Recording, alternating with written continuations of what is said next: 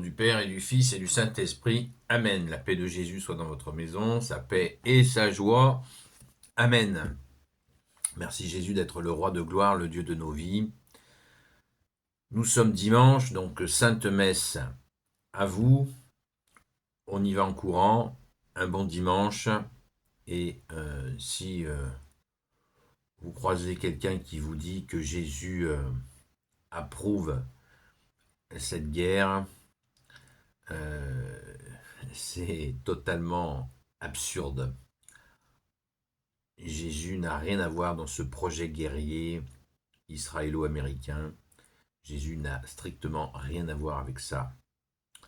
Bien au contraire, Jésus, tu es le prince de la paix. Tu es la lumière, l'amour, la justice et la miséricorde. Amen. Nous lisons le Saint-Évangile selon Saint Jean, chapitre 4, versets 5 à 42. Que ta parole, ô Jésus, entre dans mon esprit, que ma bouche proclame ta parole et que mon cœur l'accueille. Amen. Ça va être long. Et c'est ainsi qu'il arriva à une ville de Samarie appelée Sichar, tout près de la terre que Jacob a donnée à son fils Joseph. Et c'est là que se trouve le puits de Jacob. Jésus était fatigué de la marche et il s'assit auprès du puits. C'était l'heure de midi. Arrive une femme de Samarie pour puiser de l'eau. Jésus lui dit « Donne-moi à boire ». À ce moment, ses disciples étaient partis à la ville pour acheter de quoi manger. La Samaritaine lui répondit « Vous êtes juif, comment pouvez-vous demander à boire à une Samaritaine comme moi ?» On sait que les Juifs ne veulent pas de rapport avec les Samaritains. Jésus lui dit « Si tu connaissais le don de Dieu, si tu savais qui te demande à boire, c'est toi qui lui aurais demandé cette eau qui fait vivre. Et il te l'aurait donnée. Seigneur, vous n'avez pas de seau, et le puits est profond. Où trouvez-vous cette eau vive? Notre père Jacob nous a donné ce puits après y avoir bu lui-même avec ses fils et ses troupeaux. Êtes-vous plus grand que lui? Jésus lui dit, celui qui boit de cette eau aura encore soif, mais celui qui boit de l'eau que je lui donnerai ne connaîtra plus jamais la soif. L'eau que je lui donnerai deviendra en lui une source intarissable de vie éternelle. Seigneur, donnez-moi donc de cette eau, je n'aurai plus soif et je n'aurai plus à venir en chercher ici. Jésus répond, va, appelle ton mari et reviens. Alors la femme lui dit, je n'ai pas de mari. Jésus lui répond, tu dis que tu n'as pas de mari, comme c'est vrai. Tu as eu 5 maris, et celui que tu as maintenant n'est pas ton mari. Tu as dit vrai. Seigneur, je vois que vous êtes un prophète. Dites-moi, nos pères ont toujours adoré sur cette montagne. Pourquoi vous donc dites-vous que Jérusalem est le lieu où l'on doit adorer? Jésus lui dit, femme, crois-moi, l'heure vient où vous adorez le Père, et alors ce ne sera pas sur cette montagne ou à Jérusalem. Vous adorez sans avoir la connaissance. Alors que nous adorons, et nous savons où, parce que le salut vient des Juifs. Mais l'heure vient, et elle est déjà là, où les vrais adorateurs adoreront le Père, en esprit et en vérité. Alors ils seront des adorateurs du Père, comme lui-même les désire. Dieu est esprit. Quand on adore, il faut adorer en esprit et en vérité. La femme alors lui dit, je sais que bientôt sera là le Messie, c'est-à-dire le Christ, quand il sera là, et il nous dira tout. Jésus répond, je le suis, moi qui te parle. À ce moment-là, revinrent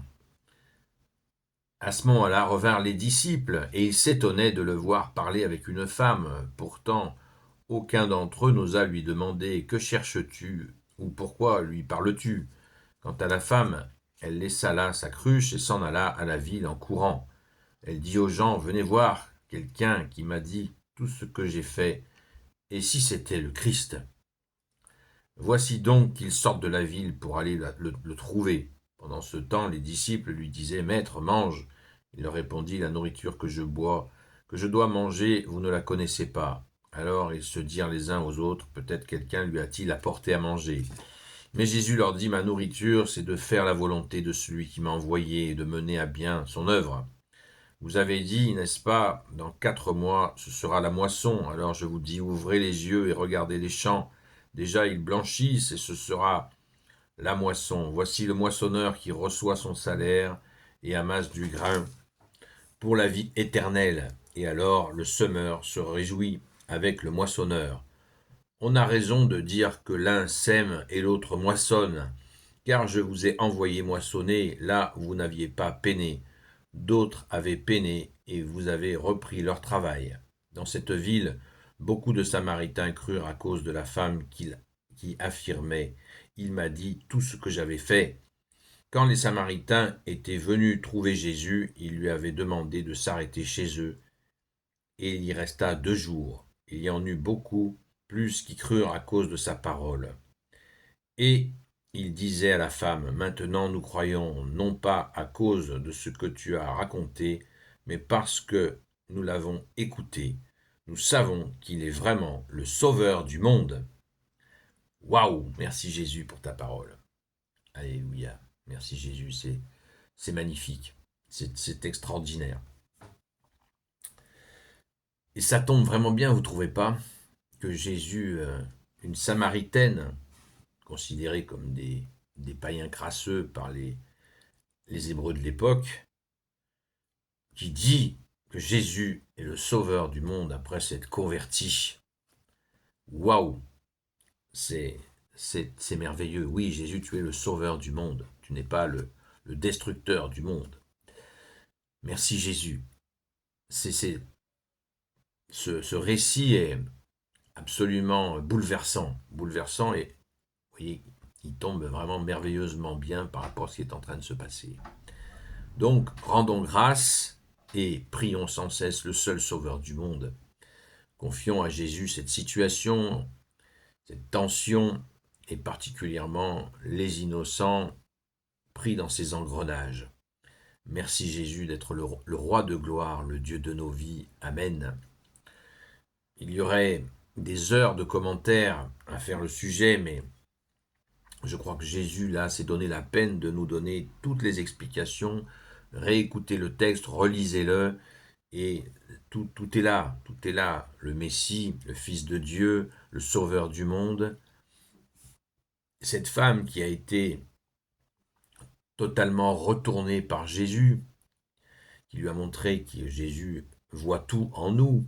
Il a vu sa vie, il lui a dit, et ça l'a bien sûr saisi, mais pas dans un sens de curiosité, une curiosité malsaine, mais au contraire, dans un sens, il est le sauveur, dans le sens du sauveur du monde, du Christ, puisque même ces gens-là, les Samaritains, on le voit, attendaient le Messie. Ils étaient en opposition avec les Hébreux, qui disaient le temple de Jérusalem, point barre. C'est l'endroit où on prie, c'est tout.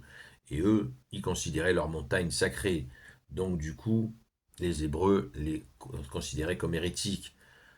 Voilà. Mais pourtant, vous voyez, la foi était là, cette confiance que le Messie, le Christ, allait venir. Et elle l'a accueilli. Et Jésus, c'est le seul endroit où de l'Évangile, il me semble, où Jésus dit « Je suis le Messie, je suis celui-là ». Et voyez, alors qu'il ne l'avait même pas dit directement à Saint Jean-Baptiste. Et là, il le dit à cette femme dans ce face-à-face. C'est extrêmement touchant ce récit. On ne peut que rendre grâce. Gloire au Père et au Fils et au Saint-Esprit, maintenant et toujours et pour l'éternité. Amen. Ô Jésus, toi qui peux tout et qui porte tout, toi le Sauveur, toi l'Emmanuel. Je te confie toutes celles et ceux qui regarderont cette vidéo ainsi que leurs proches selon ta seule volonté, ô Jésus. Sainte Marie, Reine des cieux, toi l'Immaculée Conception, toi qui écrases le serpent, toi qui la lune sous tes pas, toi notre Mère, Notre-Dame. Saint Joseph, toi le juste et le saint, toi le sage, toi la terreur des démons, toi le saint gardien de la Sainte Église catholique apostolique. Sainte Marie-Madeleine, notre chère sainte patronne. Et vous, tous les saints et saintes, amis de Jésus, Saint Michel Archange, Saint Gabriel Archange, Saint Raphaël Archange, et vous, tous les anges qui te servent, ô Jésus, je vous confie toutes celles et ceux qui regarderont cette vidéo, ainsi que leurs proches, selon ta seule volonté, ô Jésus. Sainte Messe à vous, le direct sera décalé ce soir. À très vite.